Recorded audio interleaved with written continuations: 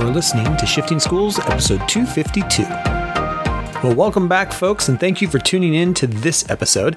I'm sorry to say you're stuck with just me today, as Trisha, my co-host, is off doing a workshop session at the moment. Today is the last episode in our STEM Makerspace series, where we talk to Jeff, the CEO of STEM Sports. Again, thank you to Jeff and STEM Sports for being a sponsor of this mini-series. Jeff gets into how STEM Sports was created and how they have a just add students approach to their curriculum.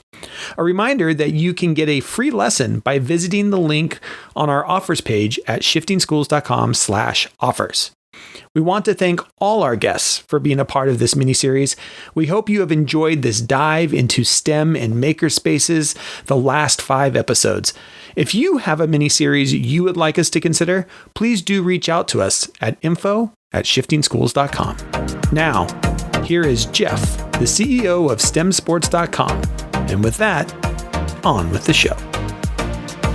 All right, welcome back to another Shifting Schools podcast. I'm so excited to be joined today by President and CEO of STEM Sports, Jeff. It's so great to have you on the podcast. We've already been talking a little bit before we pressed record about how we're both big baseball fans. So anybody who's a baseball fan, be ready for today. There could be some baseball talk here, which you're used to if you listen to this for a long time. So Jeff, thank you again for joining us. I know you're busy with running STEM Sports, but thank you for being a sponsor of this mini-series focused on STEM and makerspaces.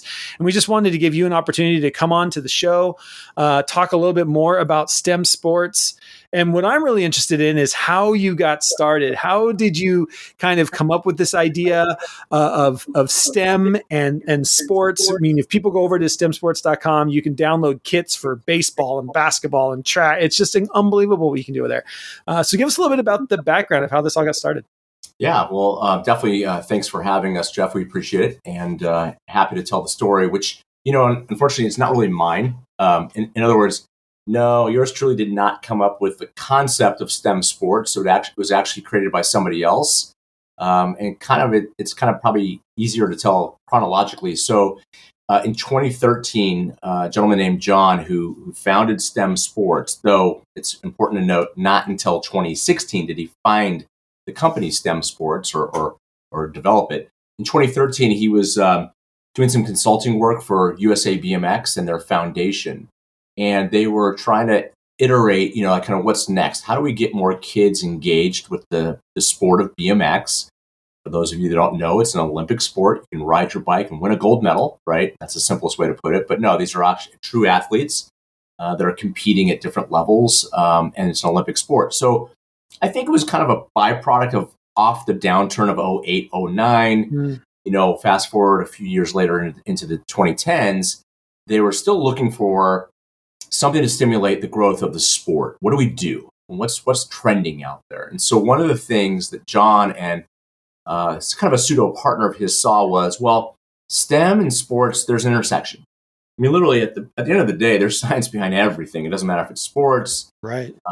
We talk to kids all the time. If one kid's wearing one size shirt and the other kid's wearing the same shirt but a different size, we can talk about the STEM around that, right? I mean, really simplifying it for them. So what John saw was, what if we created a curriculum that used the sport and we were able to develop the STEM around it? And so obviously, and again, bikes and STEM go hand in hand. You can see all that.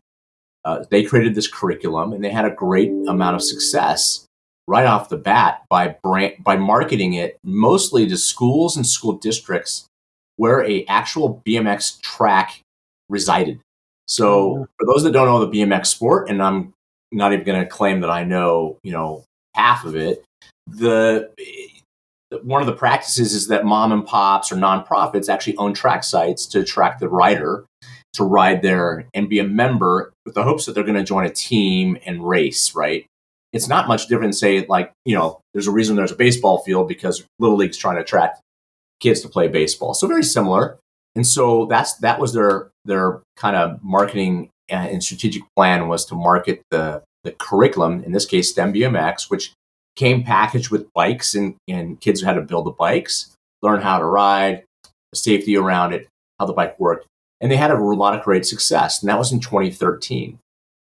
fast forward about 2016, John we've all had these moments. All of a sudden, the giant light bulb went off above his head. He's like, oh my God, why don't I do the same concept and bring this to other NGOs, NGBs, national governing orgs, national governing bodies, and say, hey, we've got this formula for developing a really cool curriculum that uses your sport to help teach kids STEM and propel them into future careers where STEM skills will be needed.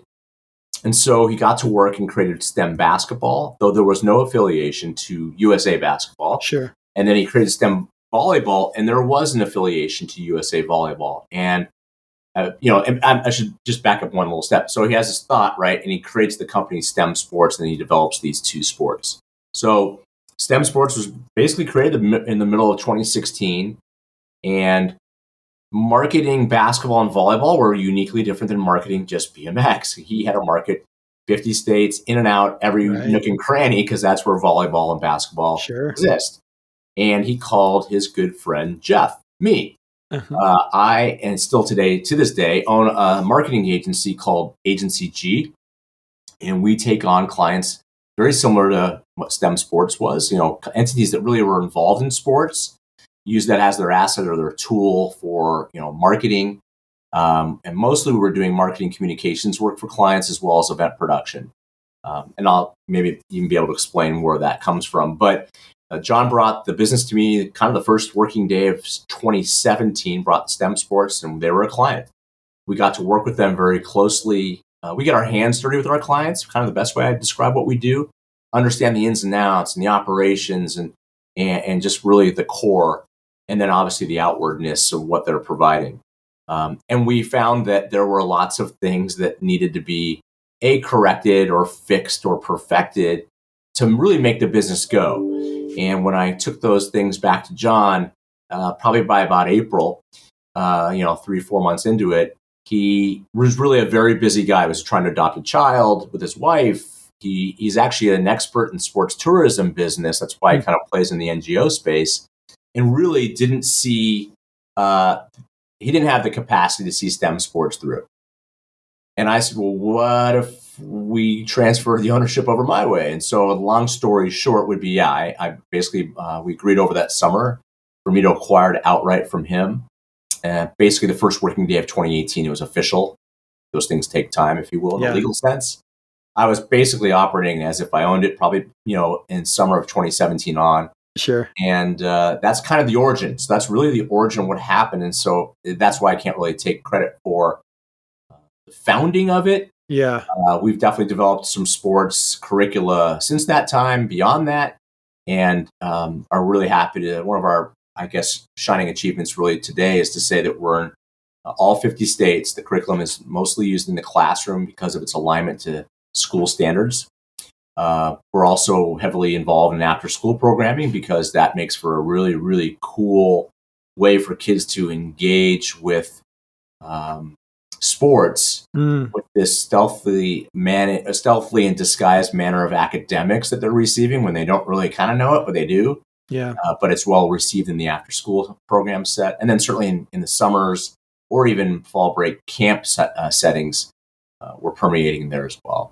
Very cool. Yeah. Talk a little bit about the different kits. And you said the volleyball one has sponsorship or affiliation with USA Volleyball. Do you have other kits that have affiliations with some of the maybe national? Yeah, no, and certainly to correct history. When I inherited the company, that was true. USA Volleyball was affiliated. We've since gone our separate ways. No major issues other than what really our customers really the education system, right? Schools, and really at the end of the day, what they really care about is a quality curriculum. Don't get me wrong, USA Volleyball and having their branded name on it was a plus, but it wasn't the necessity or the requirement. And I don't think, looking back, that's necessarily the best path for us. Right. Don't get me wrong, there could be a great NGO that says, no, this is what we want. We're going to hang our hat on this. But it just didn't continue that way. And so when I acquired STEM Sports, we acquired STEM basketball and STEM football and soccer and volleyball. So we kind of got off the starting line with those 4 sports. And then since we've added, goodness gracious, 6 more, STEM baseball, STEM golf, STEM lacrosse, STEM softball, and STEM tennis. And hockey is actually close to being, we're actually going to go to a pilot with STEM hockey with several teachers around the country, take it for that test ride, give us back the good, bad, and indifferent, and then we'll publish STEM hockey and make that available in Q1. Awesome. Yeah. Can you talk a little bit about like what do you get in these kits? Like when a school district signs on or a teacher is saying, "Hey, this sounds, this sounds like something for my after school activity or something I can do with my students with STEM." What do you get in the kit? It's a great question. It's funny because even today I answered that type of question for, we have a distributor we have several distributors, a handful of distributors that sell our products. And so a newer member of one of our distributor teams was asking those types of questions. I think I know everything, but just tell me everything. And then I was even talking to a STEM leader in the Chicago Public Schools, very similar questions. So, well, first and foremost, we, akin to the Bible, our Bible is our curriculum manual, which is really, that's our foundation. And so there you're talking about 8 lessons aligned to grade bands, whether it be a K2 grade band, a 3-5 grade band, or a 6-8. We only actually have one K2 product. It's called a multi-sport for kindergarten, first and second. Everything else we do by sport, or if it's a multi-sport, is designated for 3-5 and 6-8. And those lessons are actually bundled in the same manual. So when you buy that, when a school or what have you buys that, they're getting both grade bands. And what you're getting there is you're getting a 5E lesson sequence, actually 6E, which we can get more into the weeds when we talk about what that is. But that's our sequence of lesson framework that we utilize.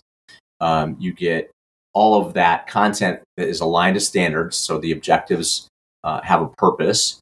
And there's physical activity, right? Because we're sports. And so everything kind of is built off of that. But to talk about the more tangible items, we build kits that wind up being turnkey so that when they land in the classroom, the teacher really doesn't have any more burden. That was very important.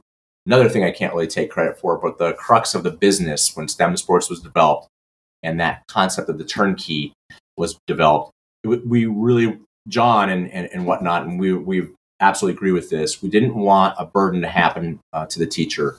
We already know enough about them, right? Generally speaking, they're underpaid. Often they're using their own money to outfit their classroom. And also the burden that they're under is tremendous. And so we wanted ease to come through. So we know the school or the school district or the after school program is usually the funding source. Sure. It's not the burden of the teacher. So in the box, if you will, the kit lands in that classroom. We basically say, open the box, add students. So let's use, pick a sport. I can maybe helpfully describe what kind of comes in that. Let's do basketball. Okay, basketball. Oh, I thought you might go baseball. We can always go there. Basketball is a really good one because it really is comprehensively robust. And it has items in there where you get people's heads cranking on, huh? Why are there hair dryers inside of your basketball kit? And thankfully, this is a video or a podcast, not a video cast. I often joke that, well, because we don't want kids playing with wet hair. No. Yeah. Rather, most students know what's inside of an inflated fill in the blank, athletic piece. And obviously in a basketball, we all know that there's air in there. Mm-hmm. There's hair dryers in there so the kids can actually conduct experiments and heat the ball up to understand what changes about its makeup, right? What does change? Well, at the molecular level, which they'll learn, when you heat up air and the air molecules, they get crazy and they want to get out of there and they want to bounce around, inflating the ball, making the ball harder. And then if you do the converse, we don't supply the ice and the water, but we encourage in that same experiment to plunge a inflated basketball in ice water. And what happens then? Kind of the opposite, softens. So going back to the original question, so we supply, our full kits come with 5 indoor basketballs, 5 outdoor basketballs, hair dryers, tape measures, stopwatches, pieces of basketball. Looking around my desk, we actually cut our balls into little swatches. Oh, cool. So kids can understand what these things are made of. Again, most you talk to know that there's air inside, but when you do, I know no one can see me, but if you do the hand test and you actually put 2 fingers together, and we ask kids, how thick do you think this ball is? An inflated ball. you get some pretty wide-ranging guesses. Yeah. And sometimes they in a way, it's kind of ludicrous to think about how thick they think the ball is. Yeah. Even though they know there's air in there. And then Sure. when you really realize it, it's kind of like a leather jacket that's got a construct that makes it stay in that round shape when inflated. So kids will see the indoor ball swatches, the outdoor ball swatches. We have calipers so kids can measure, because they're doing a lot of data collection, Yeah. not only in STEM basketball, but in a lot of our programs. To really, really get into that cognitive. We're really asking them questions that they probably haven't really thought or considered, but the curriculum takes them there, almost metacognitive. We're really going pretty deep, making them think about things they haven't really thought about before and giving them the tools to do that. So they're using calipers to measure the difference between the thickness of a regular indoor ball to an outdoor ball and explain what they're seeing and understanding. And then worksheets, going back to that curriculum.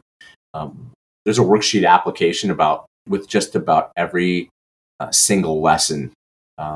These worksheets might mean that they're using them for data collection. There's really no right or wrong answer. They're going to go out and maybe drop a basketball at different heights to understand gravity and force. Some people call that dribbling. I've never heard of that. We call that force and gravity. That's how we see it. Or the worksheets are used for them to write down their hypothesis on why things are the way they are. And sometimes there's some right or wrong answers that they're going to actually need to put their answers to those questions. We even provide the keys to these worksheets so that teachers have a little construct or understanding of where the kids should be, especially if it's data collection. They may not know exactly where they should wind up with some of that collection. So we provide that. I love it. And the idea of turnkey is so huge, as a former teacher myself. I mean, it was always nice when you didn't have to do the thinking, when the basketballs were there and the hair dryers were there, and you just, like you said, insert students and start having some fun and be able to go through it. So that's fantastic. You mentioned that you have one that is for early childhood, and we'll make sure in the show notes to the episode that we link specifically to a great blog post that was written over on STEM Sports blog about the early years education. Can you maybe talk about why that is so important in getting STEM into the early years from your perspective? Yeah, when we talk about the history of STEM sports, you can make a case that we were kind of like as 3rd through 8th grade, like that was kind of our niche, and I'll be totally honest, I don't really come from the education space. Luckily, Sean Barton on my team really fills that gap and beyond. So I think didn't take long for him to say, hey, I think that there's a K2 program that really should be had. And he dug in pretty deep, and we got some other people involved to kind of look at, is that something we should target? Because I think, almost like you stated, Jeff, like, why would we go so early? Because, on the other side of the flip of the coin, people have asked us, hey, are you going to do high school? And we may very well do that. But I actually think our sweet spot is K8. And while I only have one program for K1-2, what I've learned is, and again, I'm the novice at this. I'm not going to explain that I'm no education or even, have been trained in this. I certainly didn't go to school for it. What we found was, yes, that the folks we brought in thought that it's a great place to start. There's no harm in beginning the STEM literacy at those young ages. Don't get me wrong, it's K1-2 is going to be different from 3-5 and 6-8, right? There's obviously scaling up. Well, what we try to do mostly is engage students in a couple different manners at K first and second. One, spatial awareness, understanding space and their place in it, and simplifying it for those kids. Now, for an example, in 3, 4th, and 5th grade students, if you ask them how tall a basketball rim is, you probably get a lot of flippant different answers. Yeah. Because their spatial awareness hasn't really completely been addressed. Right. In a way, you can make a case, okay, well, why would you start at K2? Well, for that reason. I mean, simply. Yeah. So what we found is we've got a simple lesson of playing catch with a tape measure between two students and figuring out where the optimum space is and driving that space quotient to the student. So if the tape measure is literally expanded 6 feet between them and they're adequately playing catch throwing the ball well, catching the ball well, back and forth, and either growing or shrinking it. And we're not saying it's good or bad, but they discover something. And then obviously, and I don't want to be framed in saying good teachers. Teachers would then identify what 5 and 6 feet means. What else is 5 or 6 feet? So that they identify that the next time they're in a different space. I love that. So spatial awareness is a really big platform that we definitely utilize in our K2 program. Not saying that's all of it, but that's one piece. And then movements, there's definitely some movements that we eloquate in that so that kids are understanding that as well. Great question for Sean on my team, less so for me. But I think the overarching is that we're introducing terminology, understanding, making a little bit of a cognitive, thing for those students, and so that down the road, it'll enhance that. They'll retain it too, because we definitely think sports is the element that helps that retaining. The next time they play, hopefully they're going to understand the space. Next time it's on television or they go to a sporting event, they can probably do a really good a good amount of recall about their own touch point when they worked with our K2 kid as an example. But then I think if you really had to go, why start so early? Because it's adopting them and merging them into those 21st century skills that undoubtedly they're going to run into when they go to those upper grades and third up. Yeah. So now it's about this collaboration skills and working as a team with other kids, problem solving for sure, but hopefully doing it together and collective, and then starting to think about things, and dare I say, in a critical manner down the road. So it's that introduction to it that will make, maybe the third grade kid that went through K2, right, is able to answer that the basketball rim is 10 feet high and they understand what that means. Yeah, that spatial awareness thing. I mean, there's so many great little skills like that. I think that a lot of times we overlook when we talk about, STEM, and of course sports is, kids running around all the time playing stuff. We want that. We want kids to be physical. And that's one of the things that I've loved about the modules that I've seen is we're getting kids out of their desks. We're getting kids outside playing with hair dryers, dropping basketballs, playing catch. Like, we're getting kids movement in the classroom, which is something that is huge as well. Yeah. I just want to remind everyone who's listening to this, again, STEM Sports is a sponsor of this mini series on STEM. And when you click on the link in our show notes, it'll actually take you over to the STEM Sports website where you can actually request a free sample from one of their STEM kits. So I'm over there on the website right now and I'm looking like there's STEM baseball. You can request a sample lesson from STEM basketball. Like, you get to go get your free lesson as part of the sponsorship. So I want to thank STEM Sports again for that. Jeff, if there was one module in one kit that was your favorite, what module would that be? Oh man, that's a great question. There really are a lot. I mean, I know we've been talking a little bit about basketball. It's funny. I used to work in Major League Baseball for 2 different franchises, and for so long we didn't have STEM baseball. So my friends were like, "You're like Mr. Baseball. Why don't you have baseball?" Why is that happening? What's my favorite? Oh goodness, that's such a challenge. There's a basketball lesson when I first took over the company and we were just a little bit pants on fire, right? And so and we inherited things. We inherited a lesson, which still exists today. We've rewritten all of our curriculum, by the way, so we're kind of not, if you will, volume 2 stage, especially with basketball. There was a lesson called shot tracking, and there was an application, literally a digital application. And boy, I haven't thought about this. I'm going to forget the name of the app, but the app was like a shot tracker where you could, let's just say you were running a youth team, and one of your kids named Jeff was making taking shots. You could mark the makes and misses and get some percentages out of that. Yeah. We'll get a call one day from a school right in the middle of the day. Hey, Jeff, STEM Sports, we're calling because the app doesn't work. Really, we all stop what we're doing. We take our stuff very seriously. And we're all panicking. Oh my God, the app doesn't work. And again, it was a third party to us. So we didn't we really hadn't established the relationship with them as the preceding, group had. So we were calling them and they weren't responding and we were panicking. Oh my God, what do we do? And it's funny to look back. Well, the byproduct of that came that we started searching on the App Store for another app that could work. And we found one, and it's called Home Court. Okay. And I absolutely, listeners, use if you're an iOS user, so you're an Apple phone user, it's a free app called Home Court. There's definitely paid platforms with it. It's definitely a free one, and it's amazing.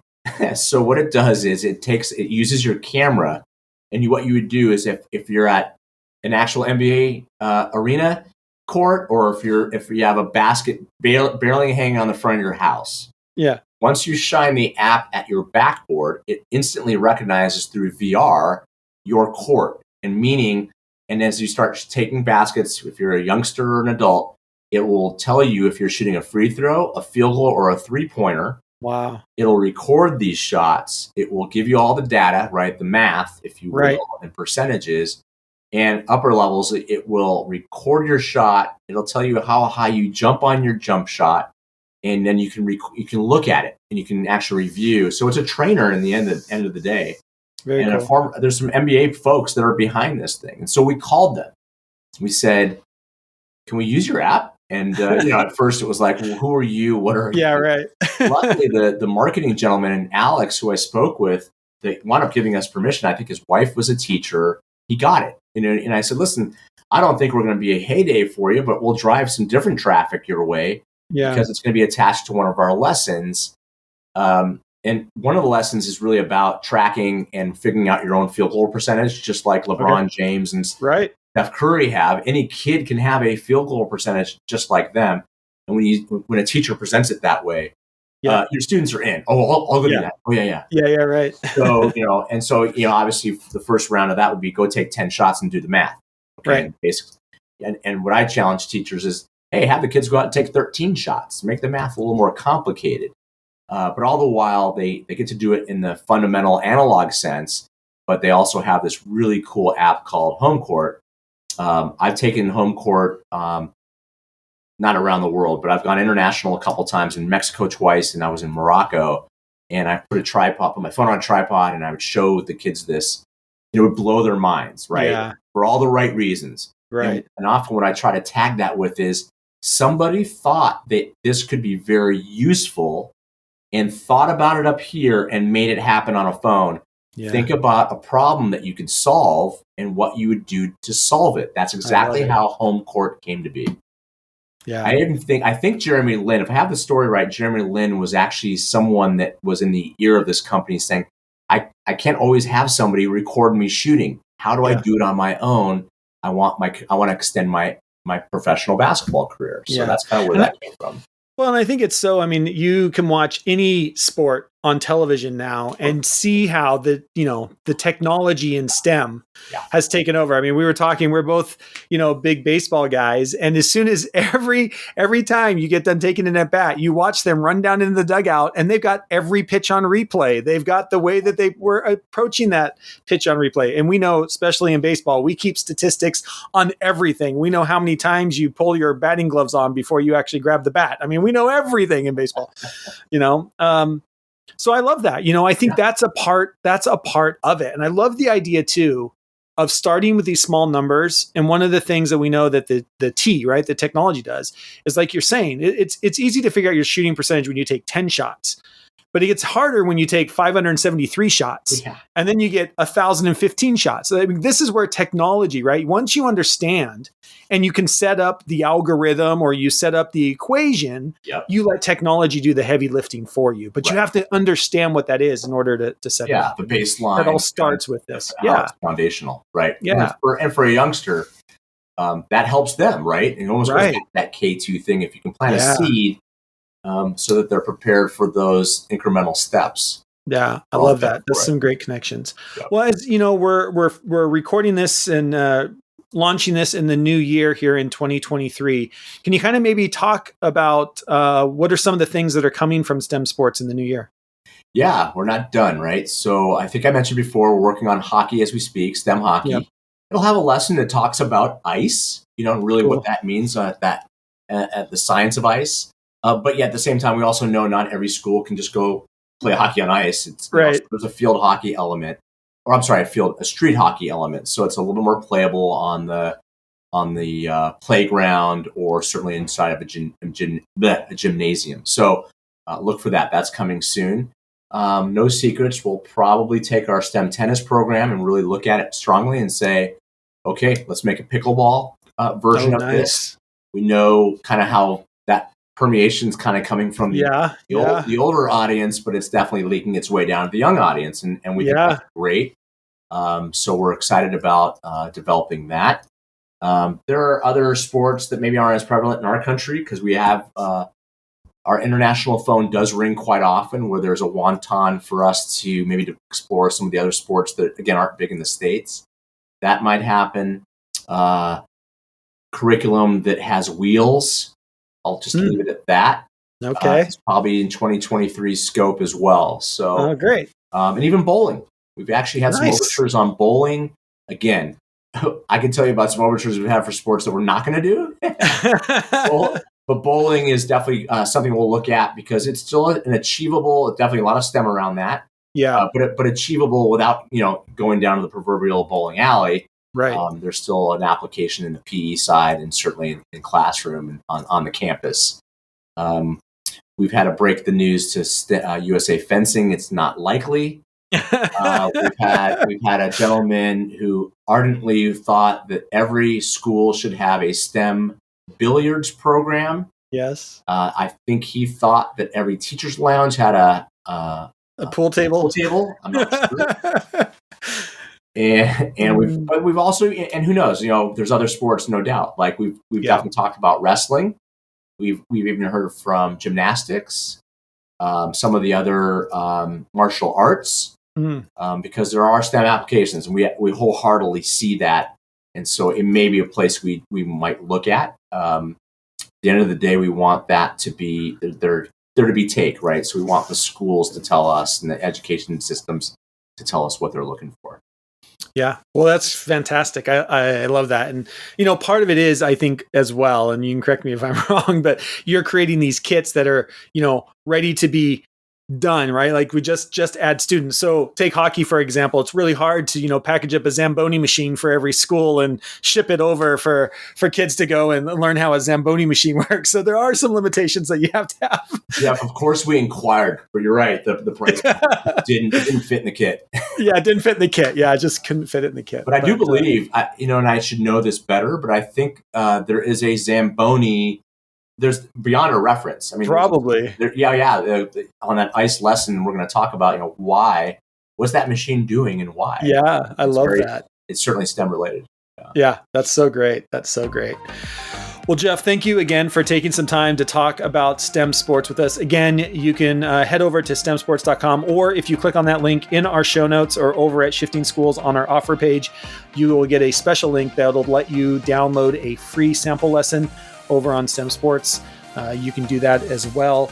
So thank you for taking some time to chat with us today, to tell us the history behind STEM sports, where you're going. Congratulations on your growth, all 50 states. Such a great program. Anytime, we really focus on this at Shifting Schools. Anytime we can help teachers by taking a load off, we call them plug and play resources, where you open up the packet and it's good stuff. You're going to engage kids and just give yourself some space to spend time with your kids and do the fun stuff, with hair dryers and basketballs and all of the fun stuff. That's what we're about. So we really appreciate you. And it still has a very, very meaningful outcome for what the teachers really are supposed to get to with their students. Yeah. So, well, thank you so much for your time. Again, that's stemsports.com. You will find it all over the Shifting Schools website and everywhere else as we continue on this mini series with STEM and makerspaces in the classroom. Thanks, Jeff. Thanks so much, Jeff.